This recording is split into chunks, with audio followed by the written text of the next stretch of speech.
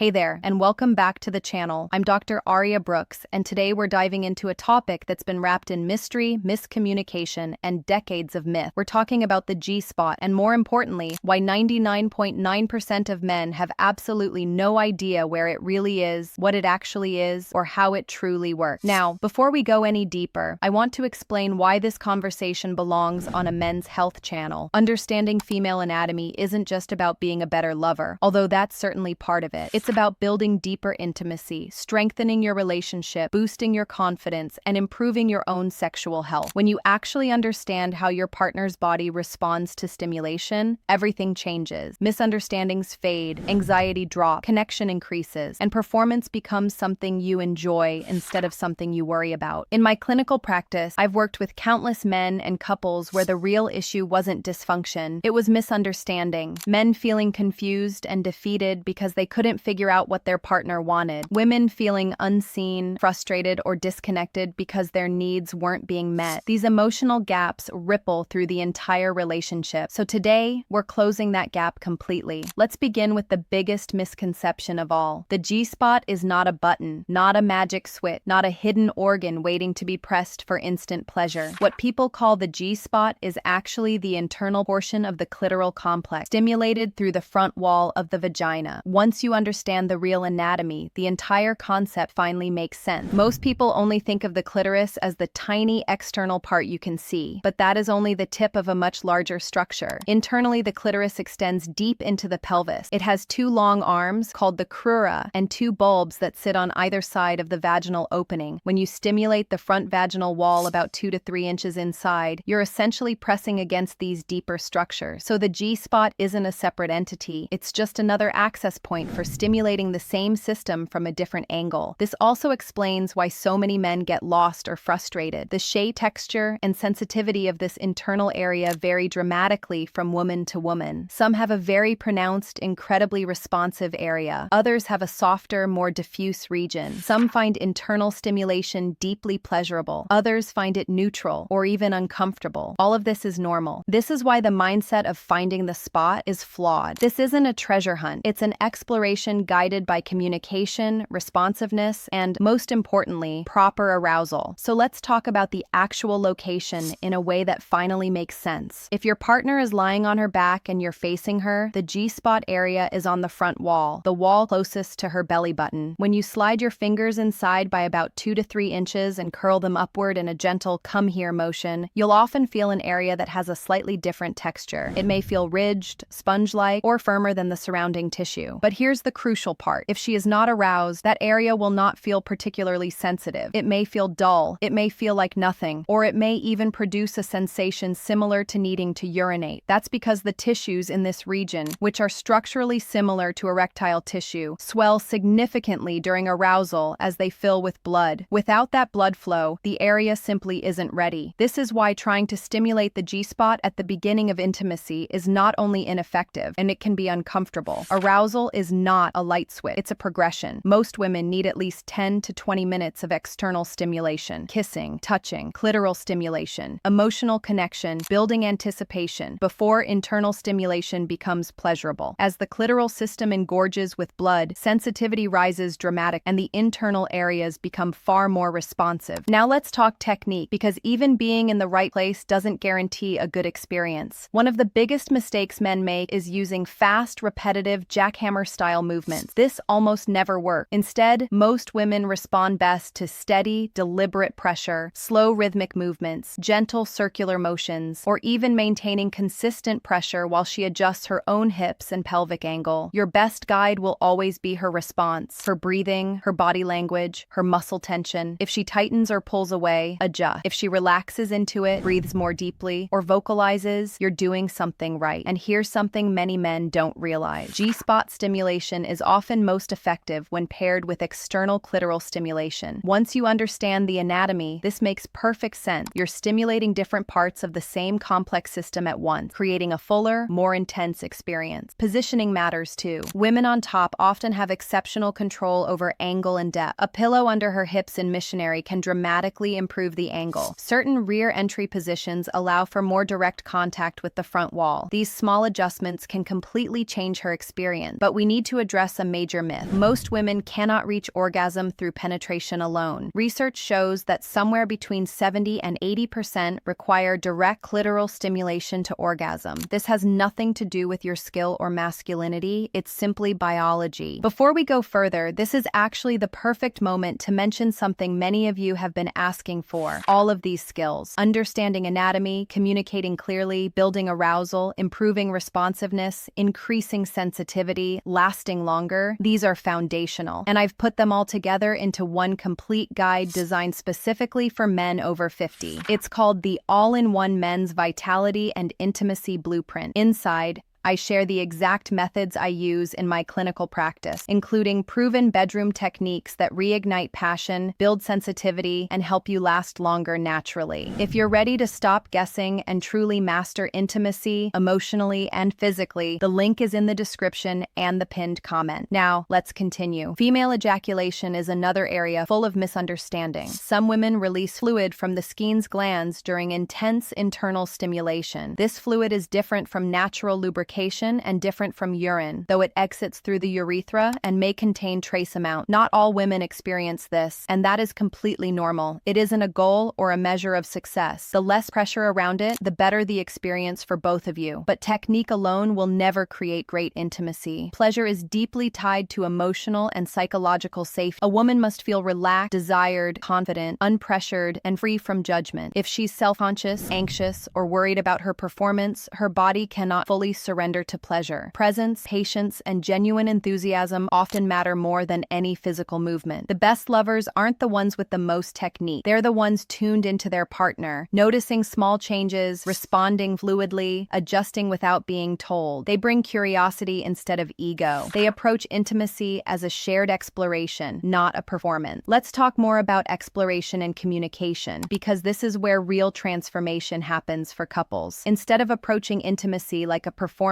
where you're trying to execute the right moves, treat it as an ongoing discovery process. You might say to your partner, "I want to learn what feels good for you. Can we take our time and explore different types of touch? And you tell me what you're feeling." That single shift takes the pressure off both of you. It changes the dynamic from performance to curiosity, from trying to achieve a result to trying to understand each other more deeply. During this kind of exploration, encourage her to give you more detailed feedback than just, "That's good" or "That's not it." Ask about the qualities of the sensation. Does it feel warm, intense, too sharp, deep, subtle? Does it feel close to pleasure or far from it? These adjustments help you calibrate your touch far better than guessing or relying on vague cues. And as she becomes more aware of what her body is experiencing, she becomes more engaged, which in turn deepens her pleasure. Another powerful tool is inviting her to show you what she likes. Many women stimulate themselves in unique ways that align perfectly with their anatomy. Watching or guiding her movements can give you invaluable insight into rhythm, pressure, angle, and tempo. This isn't a competition, it's information, and using it will make you a far more attuned partner. We also need to acknowledge that a woman's sexual response can vary significantly from day to day. Hormones, stress, fatigue, medication, cycle changes, mood, all of these influence sensitivity, arousal, and preference. Something that felt amazing last week might feel completely neutral today. This is not failure. This is normal physiology. This is why ongoing communication is essential, not just a one-time conversation. Since this is a men's health channel, we should also address age-related changes. Many of you are in long-term relationships with partners who are experiencing perimenopause or menopause. During these stages, hormonal shifts can reduce natural lubrication, thin the tissues of the vagina, and change how quickly arousal builds. None of this means pleasure is gone. It simply means the approach needs to adapt. Use more high-quality lubrication. Take more time for warm-up. Be more attentive, gentle, and communicative. Explore what types of stimulation feel best now, not what worked years ago. Many couples actually find that intimacy becomes deeper and more satisfying as they age because they grow more connected, more patient, and more willing to communicate openly. It's also important to recognize that many of the same health factors that affect men's sexual function, like cardiovascular disease, diabetes, medications, stress, and sleep quality, affect women just as much. When you support your partner's overall health health and well-being, you're supporting your shared intimacy. A healthier body leads to better blood flow, better sensitivity, better lubrication, and better responsiveness. Now let's shift to something most relationship advice completely overlook: the importance of variety and creativity. Even when you've learned exactly what works for your partner, doing the same routine every time can eventually become predictable. Pleasure thrives on novelty, not necessarily big changes, but even small changes. It could be a different position, a different pace,